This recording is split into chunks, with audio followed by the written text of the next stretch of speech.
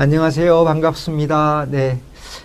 오늘 주제는 30대가 부동산에서 가장 많이 실수하는 것 탑3 이렇게 주제입니다. 그래서 30대가 부동산을 결정을 굉장히 이제 해야 될 필요가 있는 시기이기도 하고, 또 소득도 증가하고, 또 여러 가지 본격적으로 대출도 가능해지고, 그래서 주변에 또 하나둘씩 집을 샀다는 이야기도 들리기도 하면서, 또 아이의 출산, 뭐 교육 문제, 여러 가지 주거에 관련된 문제들이 이제 좀 더 가시화되면서 사실은 이제 부동산을 매입하거나 아니면 변경을 해야 되는 그런 상황에 놓인 때가 이제 많은 시기이기도 하지요. 그래서 30대는 특히 이제 부동산에 신중한 결정을 해야 될 필요가 있는데, 제가 현장에서 뭐 좀 이렇게 보거나 아니면 상담을 해보면 조금 흔히 하는 실수들이 3가지 정도가 있습니다. 그래서 그 3가지 정도를 짚어보는 시간을 가져보도록 하겠습니다. 네. 먼저 30대는 기회와 불안이 공존하는 시기이기도 합니다. 내가 지금 앞으로의 노후에 관련돼서 아니면 미래의 설계에 대해서 어떻게 지금 이것을 이제 잘 준비할 것인가에 대한 고민도 벌써 시작되는 시기이기도 하고요.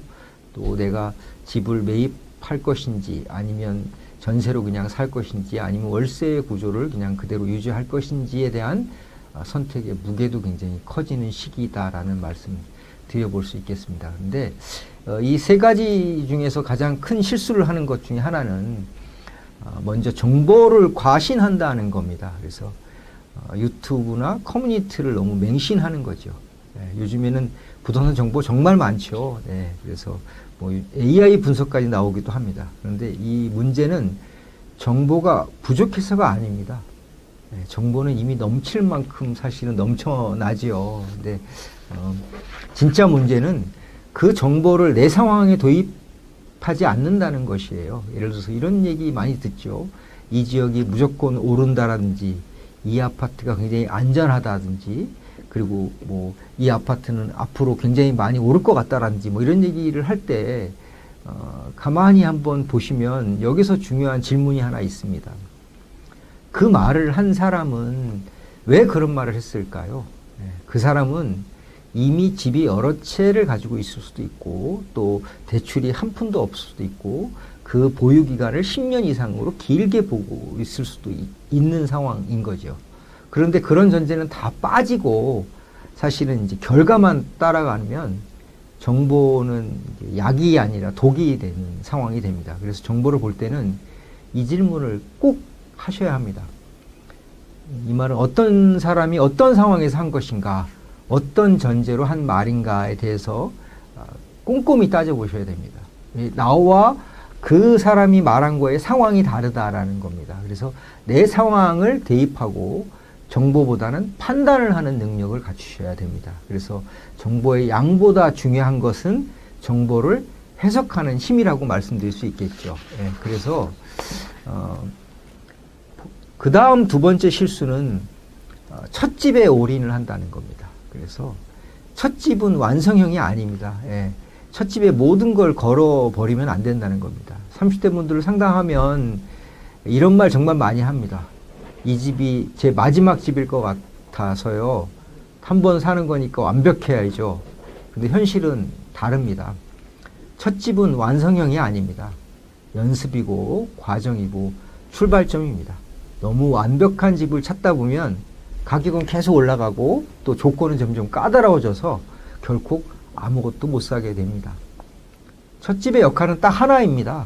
최고의 선택이 아니라 다음 선택으로 갈 수 있는 발판, 사다리, 즉 입지, 평수, 브랜드 모든 걸 다 갖춘 집은 대부분 첫 집이 아니라 마지막 집에 가깝습니다. 그래서 첫 집은 내가 그 마지막 집을 위해서 움직일 수 있게 만들어주는 선택이면 사실은 충분하다라는 얘기를 드려볼 수 있겠습니다. 그 다음에 3번째 실수는요. 시장보다 사람의 말을 믿는 경우가 많습니다. 그래서 시장보다 사람의 말을 믿는 것이죠. 그래서 지금 무조건 사야 돼. 앞으로는 절대 안 올라. 뭐 이런 얘기들 들어보셨죠? 한 번쯤은. 네. 그런데 이 말들의 공통점이 뭔지 아세요? 대부분 보면 확신은 강한데 이것을 말한 사람의 책임은 없습니다. 시장은 원래 애매합니다. 늘 불확실하고 늘 의견이 갈립니다. 그래서 이런 불확실한 상황에 대해서 누군가의 단호한 말에 사실은 우리는 기대고 싶어지는 것이죠.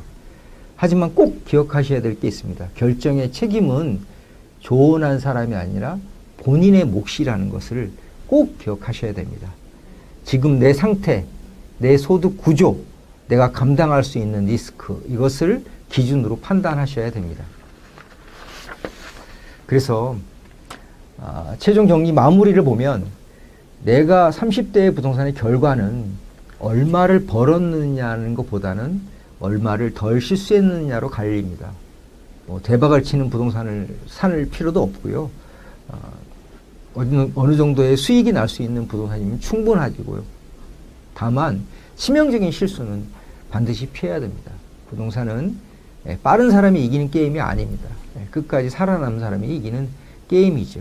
그래서 이 영상이 여러분의 선택을 대신해 주지는 못해도 적어도 하지 말아야 할 선택은 줄여줄 수 있기를 바랍니다. 도움이 되셨다면 부칠남을 통해서 또 더운 정보를 가져가실 수 있기를 바라겠습니다. 네, 오늘 강의는 이것으로 마치도록 하겠습니다. 감사합니다.